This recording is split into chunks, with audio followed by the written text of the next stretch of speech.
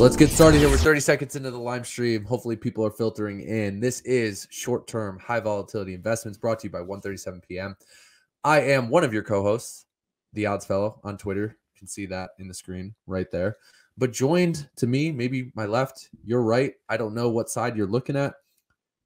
The better half of the Sheesby brothers, Sharky Waters Nation. I respect and love this man. He's great to interact with. He's a great personality, gambling, Twitter, and beyond. Co-host of a daily NBA pick show with Jay Money. You can find that on YouTube and on Twitter. Host of a college football preview show that he does every Friday night at 9 p.m. when the season gets rolling. And most importantly, maybe host of some of the best live life chats available on Twitter that you can get, right? So it's beyond the sports, beyond the lifestyle. But he is at Sharks and Sports on Twitter. One word, you can find him there. Graham, Shark, why don't you introduce yourself to the people, the listeners of 1:37 p.m. Absolutely. Thanks for having me. And of course, my brother, Old Man Who Bets, just got off a flight in Montana, living that lifestyle. This lifestyle, 9 words of lifestyle. Ride the way we got to the water. Thanks for having me, Ant. 8-game card in the NBA today. We're in the middle of the NBA. Finally, we've been saying this all fall. Football, get out of the way. We want to talk about some sports that we really love and care about. Of course, I'm from New York City originally. The hat is a shout to the Knicks as a fan. This is not a buy hat for tonight's environment at Philadelphia. A lot going on here. Ant, lead the way. Let's get into this one. Let's go. One of the things I wanted to lead with before we go into the 8-game card, we're going to go through every game, some quicker than others. Then we're going to turn our attention to a little Thursday through Saturday look ahead. I'm going to ignore Sunday. We'll get into why that stuff is important, but why it's also challenging. Again, the live stream today, you guys sharing this, enjoying this, interacting with us in the chats today will really enjoy the Wednesday card, the Wednesday breakdown, the Wednesday picks. The look ahead spots are for those listeners that might be listening to the podcast on Thursday through the weekend, or catching up on the live stream video on YouTube. So again, look, find us, follow us on Twitter. We'll both be releasing and doing other stuff. But look, where I wanted to start before we go into the 8 games, and you mentioned this, I think, on the show with Jay recently, and I loved it because it hit home with me. But I want you to explain it to the listeners. You said March itself is pure from an NBA environment standpoint, something you've enjoyed handicapping over the years. And I wanted to ask why, so you could explain that to the people of why it's important. Yeah, I mean, I think I'm not going to say anything that's life-changing here, but the more information you have in a calendar year for a sport, the easier it is to cap. Of course, there are 2 sides to this. When books get more information, theoretically, they're going to sharpen up the lines, but those sharp lines will have exploitability. And we talk about this all the time. The key point in capping pro sports, NBA basketball specifically, when you go from home to road between the same 2 teams, you should see a stock 3-point gap adjusted for just a neutral average and then home to road. But you do see this all the time. It will not be 3. It will be 4. It will be 7. That tells you a story. You can really track it. And when you get 2nd, 3rd, and 4th matchups of the year, you can really see all the results prior as finals and where the line came in. And it just tells you a really good story. And this is very similar to November and December, too, as you get 2nd and 3rd matchups. The NBA calendar is scheduled in a unique way. I don't entirely know why they do it, but a lot of times teams will play 3 or 4 games early season against each other, and that's it for the year. And then it resets in January. It's kind of the second round of the whole thing. Now you're starting to see teams, again, play 2nd and 3rd matchups. All of them are highly data abundant, and it's really transparent to look at. We're going to have 2 official plays today. And, of course, we're going to talk about a couple more plays for the rest of the week here. That's right. So let's start with one of the officials. I'm going to toss this right to you. This is the Pacers versus the Magic. I want to know if this is a revenge spot, or are you just targeting a team that might be in the happiest place on earth, built by Walt Disney himself? Like, what's bringing you to the table here? Well, comically, I wasn't even going to look at this game. And we talk about backwood games and games that are very unimportant in the playoffs. The pure stay away when you look at the teams, the records, the rosters. Precisely. And, we talk about this on our show daily. People don't want to go to these games, but oftentimes they are the most exploitable games because younger players, guys have more to prove. There's a little bit more of an emotional environment there. You see the older guys just oftentimes autopiloting and being on razor sharp lines. When you really go into this environment, I'm on 120 money line officially. For those of you guys watching right now, we will be on there at 5 o'clock as well. You're looking at a double revenge game. You're looking at a unique environment, which is some of the best stuff to cap in basketball. When a team plays 2 straight games against the same opponent in the same gym, they remember it. It happened 2 days ago. We just lost. We just got insulted. It was 119-103, an absolute blowout loss. It was situational, though. Indiana was coming off a big home win against Boston. It was road game 1. Their leader, probably their best player, Malcolm Brogdon, did not play. And Orlando really outliered the game. Of course, to win by 16 on a 2.5 is an outlier versus the actual Vegas number. But a lot of things were just going on here. Indiana got out-rebounded by an insane margin by an Orlando team that does not out-rebound anybody. And I was talking to my man Punt School out in Australia last night. We were capping the game at 4 a.m. He was saying this is absolutely egregious. Orlando does not do this against anybody. I don't know what happened. If it was just an energy that Indiana did not bring to the game, they just played an abysmal 4-quarter basketball game, offensively and defensively. And you really start to go through the numbers. It's actually a double revenge game.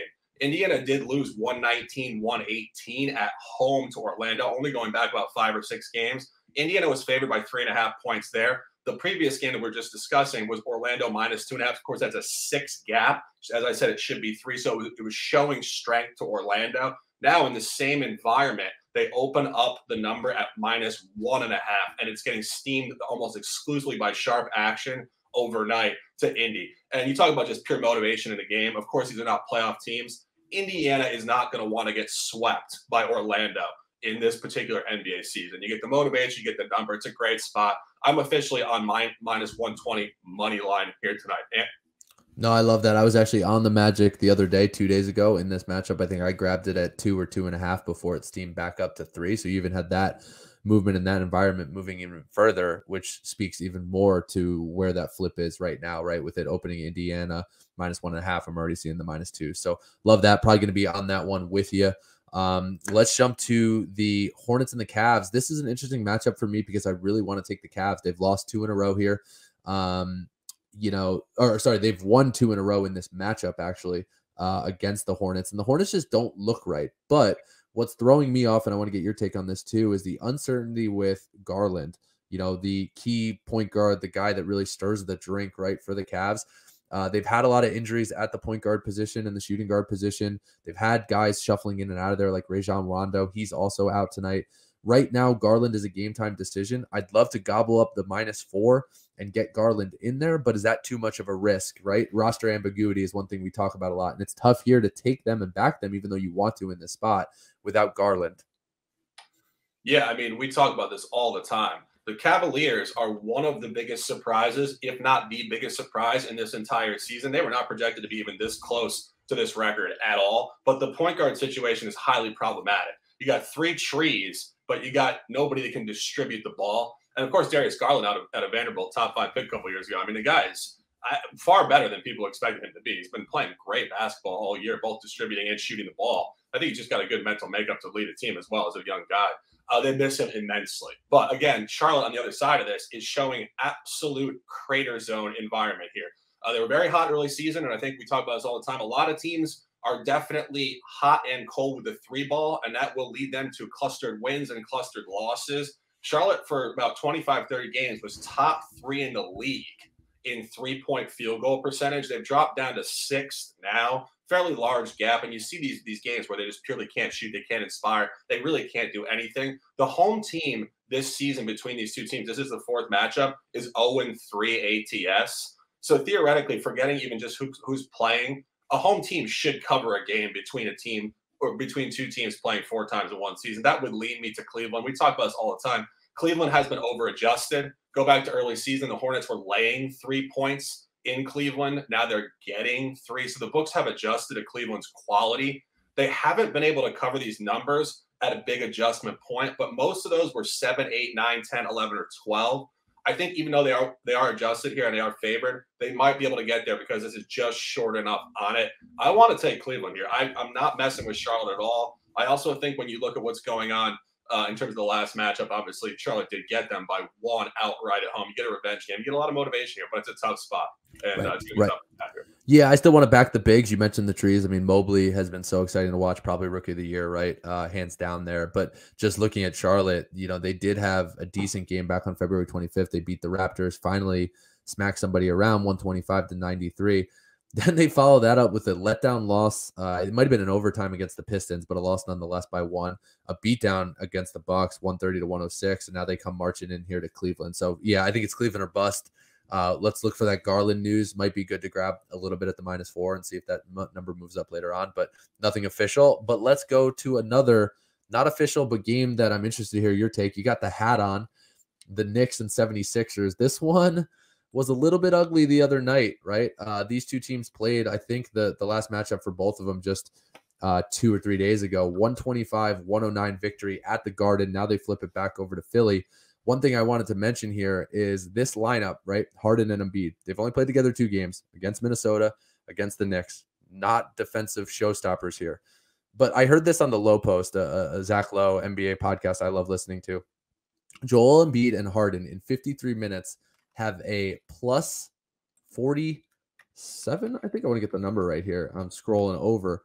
Plus 46 point differential, and they've attempted 80 free throws. Are the Knicks stopping that tonight? I think, when you look at this game, obviously James Harden coming over here, 2-game sample, as you said, has been very efficient. Very, very efficient. But when you really look to cap this game, you have to go through the numbers. Early season, we had this officially for the Knicks to get off what was really an elongated losing streak against Philly. They had lost like 15 in a row or something prior to the first game this season. They did get there at home. And then that was actually a very strong number for the Knicks on that particular day. Knicks were favored by 1 point after losing 15 in a row. And that's a snapshot. People don't follow me on Twitter, but just very transparent stuff. Generally, the public angle to games is to look at recency bias and then just say basically that's going to automatically repeat itself. And the biggest example of that would be a team that's beaten a team 15 times in a row.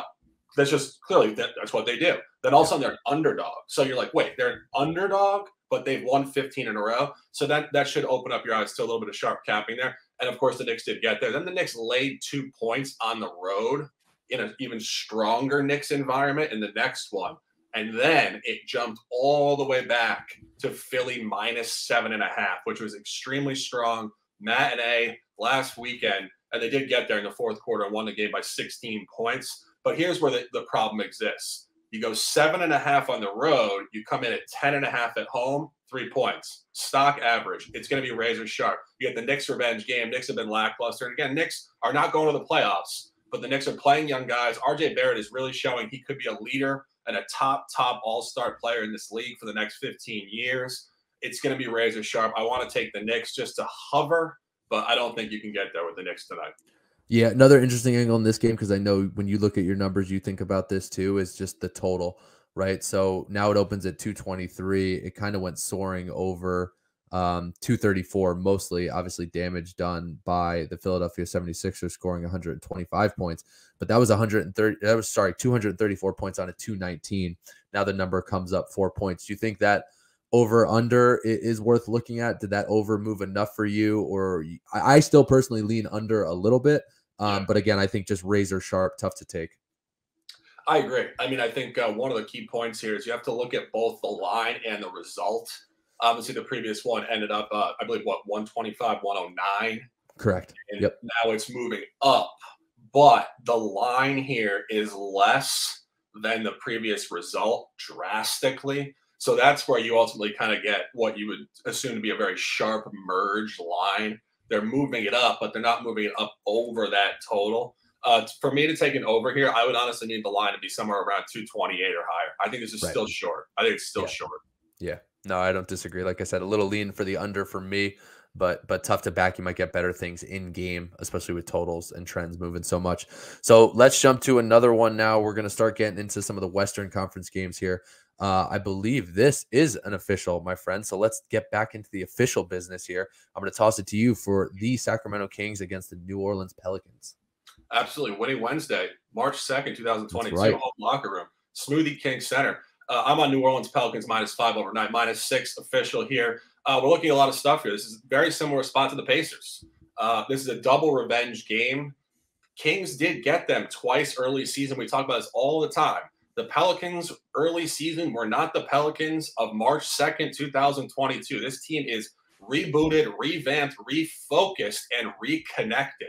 And you look at what's going on here, you get a great line number. Early season when Sacramento did win on the road in the Smoothie King Center, 113-109, they were laying 1 point.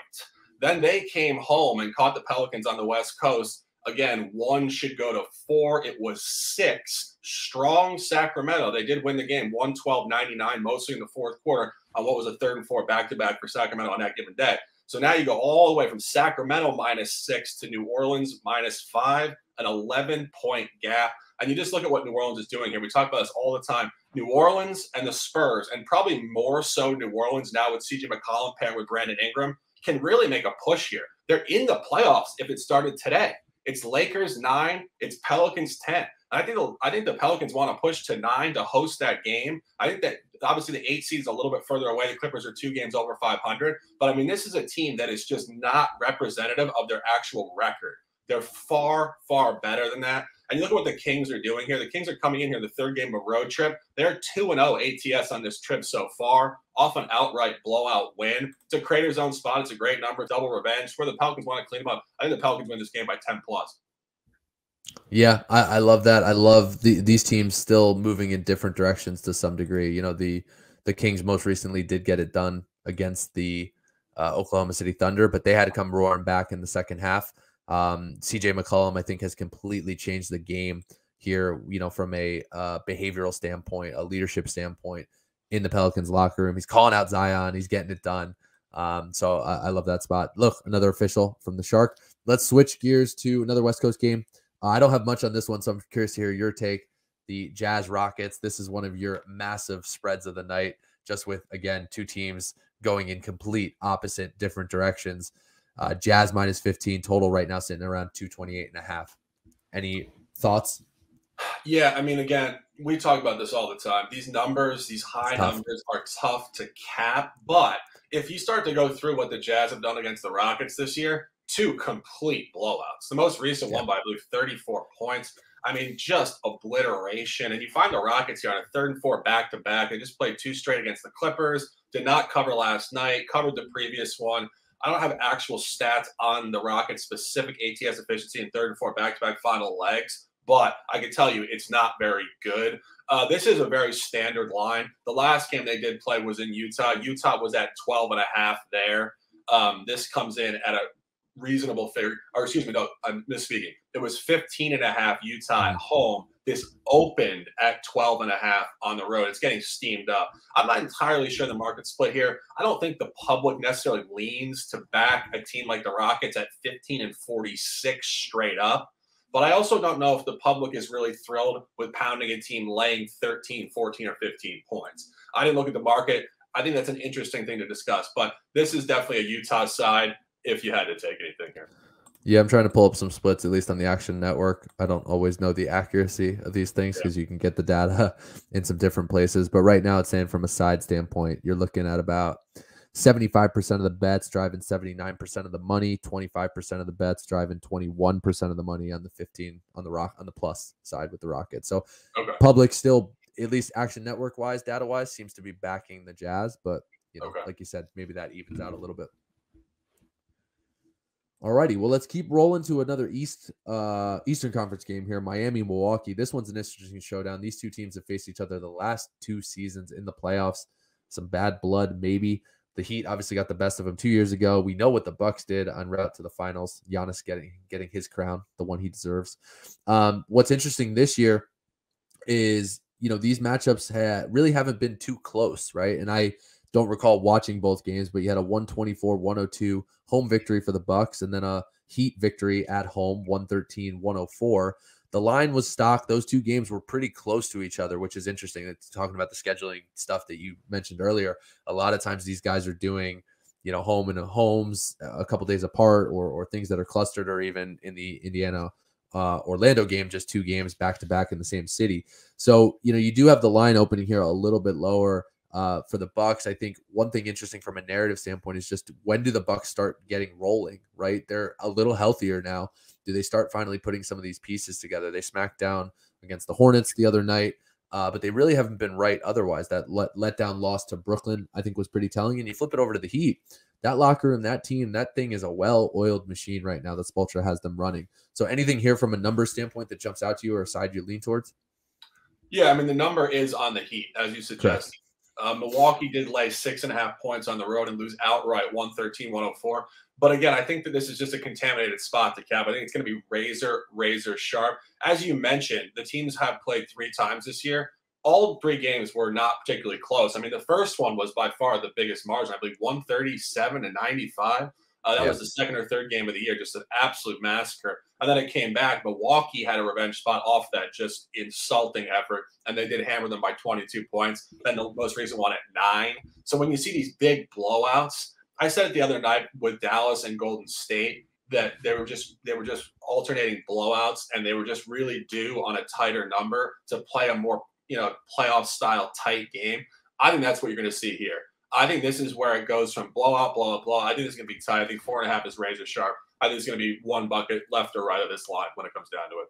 Yeah, and look, when you hear stuff like that, you can think if you are watching this game and enjoying it, or you're into live betting, like that's where you could get some massive swings, right? And that 4.5 maybe jumps to 6, 7, 8, 9 points because somebody gets a double-digit lead. Well, I'll tell you one thing: no double-digit lead is safe in the NBA. So that could be value going either way there, right? If that game is going to come back to center, back towards the 4.5, maybe even a little bit tighter, right? So just one thing to look for. Well, if we go back to the West, to the Denver Nuggets, the Joker himself, man, this is another massive spread. I think it's around 14.5 right now. For me, it's tough to back OKC. I've gotten them in some good spots. I think with OKC, they're young. They're going to play scrappy. They might keep a game close for a little bit. It's tough to back them for 4 quarters. But when you're getting 14.5, what I like to look for, and I know you're very similar, is what's the spot that the other team is on, right? The number's telling what's the spot that Denver's in. So anything here with Denver, hosting this game from a standpoint of any letdown opportunity against OKC? I think so, but I think there's a lot of merge going on here. Of course, you do get Denver on a dub 6. Denver's really turned a corner. And of course, that's without Jamal Murray. It's without Michael Porter Jr. He's coming back this month, I believe. They've just found something. You got to give a big, big shout to Nikola Jokic. I mean, the guy is just a pro's pro in and outside of the arc. I appreciate his game night in and night out. They do come in here, as I said, in a dub 6. It is a letdown spot. But the other side of this, Oklahoma City comes in here 3-0 ATS on the road, last 3, all at the East. We've documented this time and time again this year. Oklahoma City travels very well to the East specifically. I think that's mostly because Eastern opponents don't take them seriously at all. Western opponents do take them at least mildly more seriously. This line is very inflated. Denver is actually 0-2 ATS this year against Oklahoma City, both in Oklahoma City. An outright blowout loss, 108-94 out of 6, came up to 7, telling you that they would revenge them. They did win the game. They did not cover 99-95.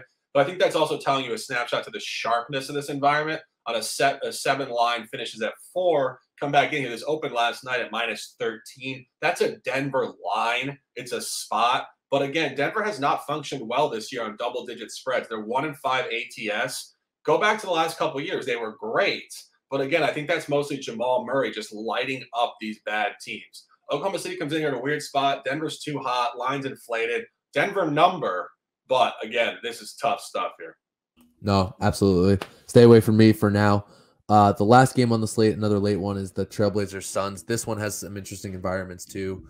Just looking at the last matchup, it was actually overtime. I think what makes it tough to cap the Suns, and I've actually been able to grab them, at least if not the last 2 games, at least in the last one, a little bit of a fade spot. I just think this team is different without CP3. They were running super hot, well-deserved. The roster is still deep. Book, that man, Devin Booker, can get his when he needs to. So they're going to be a fun team to watch down the stretch no matter what. But you lose your leader, I think it does have a big impact. What's interesting here is this line is big, right? Minus, I think, 11 without CP3, to me, is pretty telling. But can you get behind that, or can you get behind the Blazers?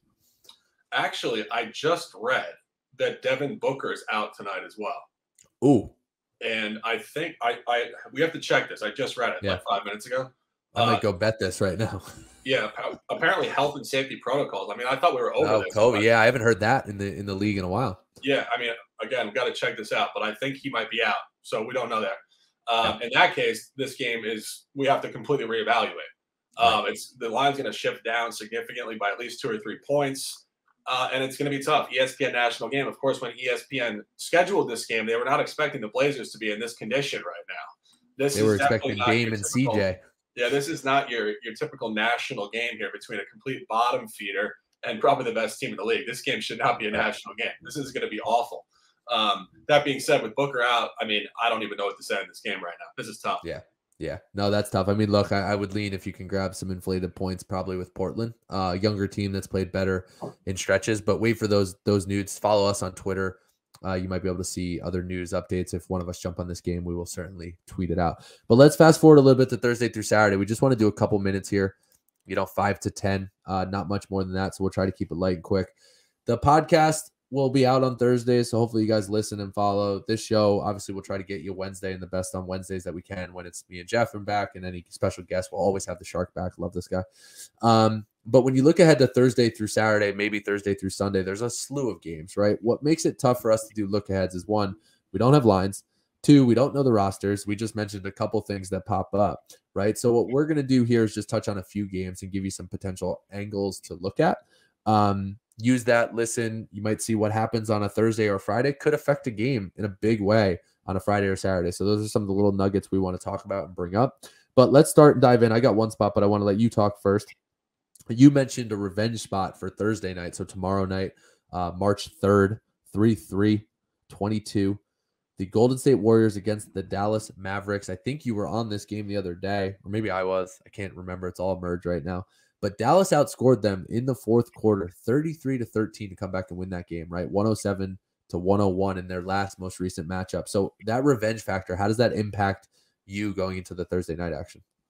Yeah, as you said, no line here officially, which is going to be really important for me capping the game. I want to see where the odds makers are putting this average. Yeah. But without knowing that, this is definitely going to be a solid look for the Warriors coming in here. As you said, just an abysmal, kind of incomprehensible melt in the fourth quarter. I don't know where that came from. And of course, you watch NBA basketball. A lot of people say it's rigged. It's not rigged. They're human beings, right? You lose your flow. The other team gets a massive flow. It's hard to get back in there. And they were up significantly in that game. And I mean, this is obviously an ex-championship roster times 3. They know how to win and close games. But without Klay Thompson, without Draymond Green, it's a tough sledding sometimes with these guys. Steph Curry hasn't been shooting the basketball very well at all. But I do think when you get this close window revenge game, they will remember that. You get Dallas coming home off a road trip and covers. And at that point tomorrow, you will get the Warriors off a losing streak, L2 outright, but they've been lackluster for 10 straight games here. The Dubs will need to turn up tomorrow. Of course, nothing official. Don't go nuts. People watching right now, we'll be on there tomorrow with it. But I think that an initial look, the Warriors tomorrow are really checking a lot of motivational narrative boxes here. I agree. It could be Warriors early, too. If you think they're at least going to come out, show out at home and get a little bit of a better, faster start, that might be a shorter line if the game stays pretty tight. But again, they opened as -4 the other night when they blew that lead away. So if you see some strength right there, you might see the Shark on it. So listen, follow around. So I'm watching that game. Another one I really like that I'm targeting, want to dig into a little bit more. And we talked about this, right? Teams that have played each other 3 times already. So now you have a lot of matchup data from the current season, which should speak to similar rosters, similar matchups. But this is the Bulls and the Hawks. And they played each other just a couple of days too. That line was all over Atlanta. I grabbed Atlanta, Chicago -3, total 240. The total was high. That game ended Chicago 112-108. I think it was tied going into the fourth quarter. And then, in a back and forth game, Chicago finally pulled away. Atlanta has not impressed me out of the gate. Like I've said, they've lost all 3 in this matchup back in December on the 27th and the 29th. They got smacked around. It's short window, 130-118, 131-117. Those were road and home. I forget which was which, but messy, sloppy basketball from the Hawks. They got it going a little bit into a stretch in January and February. I'd like to see them get back on track here. I'd like to see them finally put an end to the beatdowns. And I think the line's going to be pretty telling for a team that's lost 3 out of 4, right? If there's any strength there. Yeah, I would agree. I mean, I do think one point, the fourth matchup of the year is very unique. Usually the revenge will come in game 2 or 3. And if it doesn't, oftentimes we're being told this is just the norm. It's not going to go the other way. Right. And it's similar to a playoff series. Like, well, you'll see a lot of series which just do go 1-1-1-1. If a team comes out and goes up 3-0, that's because their class is just significantly higher. Of course, Atlanta is hard to predict because Atlanta, this is going back to last year as well, just does not motivate to play good ball for the first half of the year. So if we could throw out those 2 early games, maybe we could, because we can assume Atlanta's quality is much higher right now. The motivation should be there. There's no question about that. But then you go to the Bulls all year. other teams do motivate against the Bulls, but the Bulls just are of a higher class, and they can get there. So, again, I have to look at the number and I have to look at the functionality of it and see if it tells a good story. You do want to take the Hawks, but I do think that's a key point. Revenge doesn't always come in game 4 if you've lost 3 already. Oftentimes that becomes a trend and not something going the other direction. Yeah, and it's not like the playoffs where maybe the spot is the gentleman's sweep, a team wanting to get home to do it, but you hate to just rely on that motivation. So let the numbers do the talking. Check that out for tomorrow. The late game on Thursday that I think is interesting is the Lakers and Clippers. I don't have anything on it, just other than the fact that I know the Clippers have won some recent matchups there. At some point, the Lakers got to get going to stay in this playoff hunt.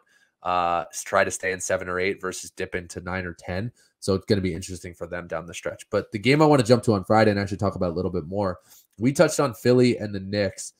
On Friday, the Cavs come in, go to Philly, and this to me is really the first true test for Embiid and Harden, right? Let's assume they roll through the Knicks tonight, maybe casually, maybe it's a blowout, maybe the Knicks sneak by and get one.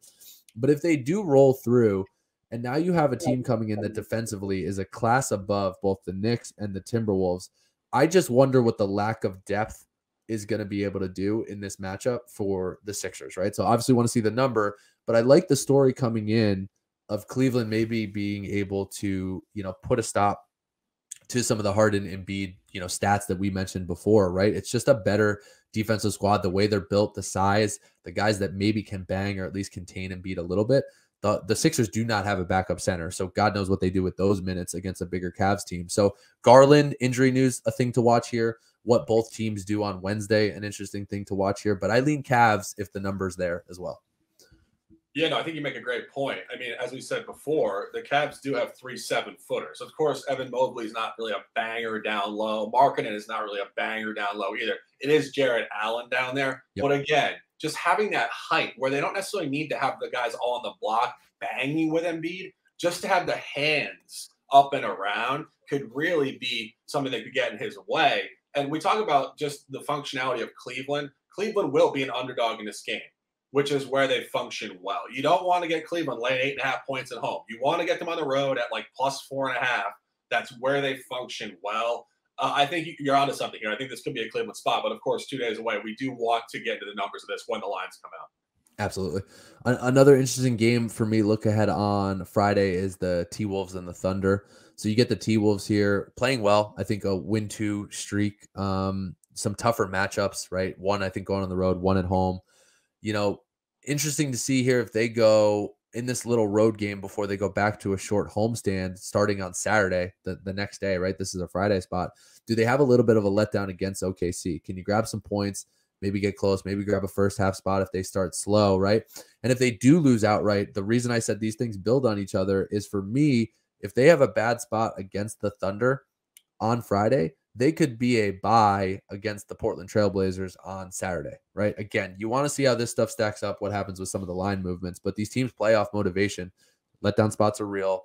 Motivation spots are real, right? The thing that concerns me with both those Friday and Saturday matchups is neither team is really in the mix from a Trailblazers or Thunder standpoint, right? So is the motivation just lacking anyway? But I think you've been on the Wolves a lot, not necessarily what we see from them night in and night out. Yeah, no, I mean, the Wolves are another team that is really impressive. I mean, we talk about this all the time. People forget Karl-Anthony Towns, Anthony Edwards, and D'Angelo Russell are all top 3 picks. Yeah. People don't necessarily think, oh, my God, like Anthony Edwards, D'Angelo Russell. It's not like Michael Jordan, LeBron James. These guys are top 3 picks. That speaks to really solid, above-average quality, and they all are really all-star players. D'Angelo Russell is playing the best ball of his career. Anthony Edwards, of course, under 24 years old. He's right there with RJ Barrett, the future of the league potentially. But, you look at this type of matchup. They go in there. The Wolves are hot. The Wolves have been hot. Do they ever let down? You go back to a game they played at Detroit. Of course, Detroit Eastern Conference, but similar weighting. They did cover by, I believe, 2 or 3 points late. And this is, again, it is March. If this was mid-November, this would be much more of a tank zone spot. The fact that these teams are in the back quarter of their calendar, they're not really reserving energy as much as they do back in November. So I would be hesitant to take the Thunder here just because, again, the Wolves want to play ball. They're not reserving energy, and they've shown the ability to get over these big spreads on the road regardless of the situation. Absolutely. Absolutely. And look, if they do tank for whatever reason, not that we're recommending that, but you can find Shark and Jay talking about it probably on Friday during the day. again, they could be a good spot to target on Saturday with a little bit of a bounce back. So keep that in mind. Watch how these matchups build. The one I want to end on before we close out is a Saturday matchup. It's probably prime time, hopefully on ABC, with football, not in the way right now for the association. And that's the Warriors-Lakers, right? We'll have to see how the Warriors do. Both of these teams will play on Thursday. Warriors at Mavs, Lakers at Clippers, but that's essentially a home game for an away team there. But you have the Warriors and Lakers. This is a little bit of a revenge spot too, and just these two teams playing. So angles you're targeting early or anything you want to see for this matchup, potential leans? Well, I think you made the comment about the Lakers playing at the Clippers. I believe, Thursday night? Thursday, yeah. So both these teams are in action Thursday, off Friday, back Saturday. Right. So I think going on that for a half second, the home team in this, obviously playing in the same arena, crypto.com, has not covered once this year. It's just the road underdog always covers for whatever reason.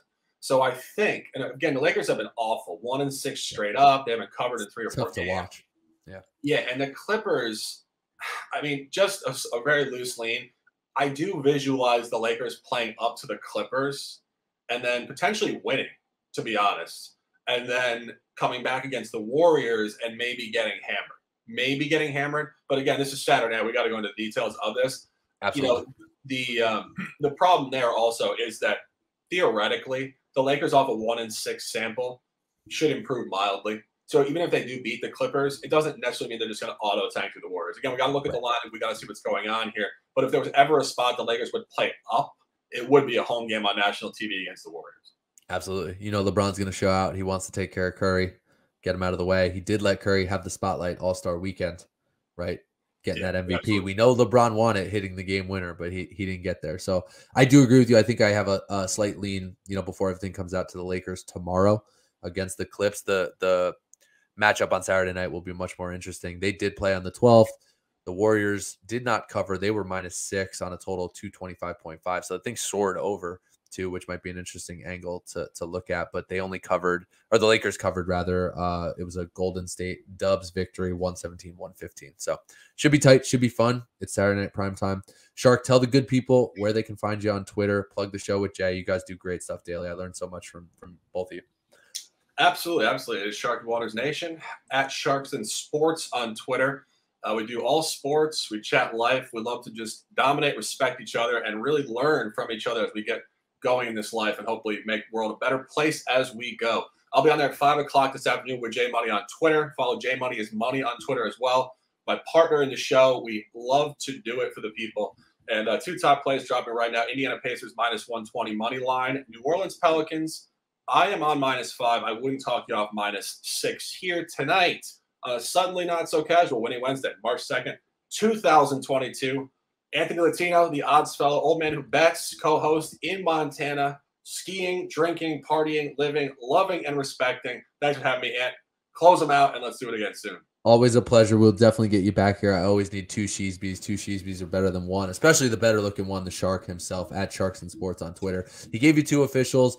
I have a heavy lean on the Cavs right now, but just check out my timeline on Twitter at @the_odds_fellow. I'll probably get those and a few other spots out tonight. And for the weekend, look ahead. So if you're listening, watching today, enjoy the show. Get these Wednesday picks. Let's cash these tickets. If not, enjoy the show. Hopefully you learned something for the rest of the weekend. We will be back, because this was, and this always will be short-term high volatility investments. Thanks for tuning in all.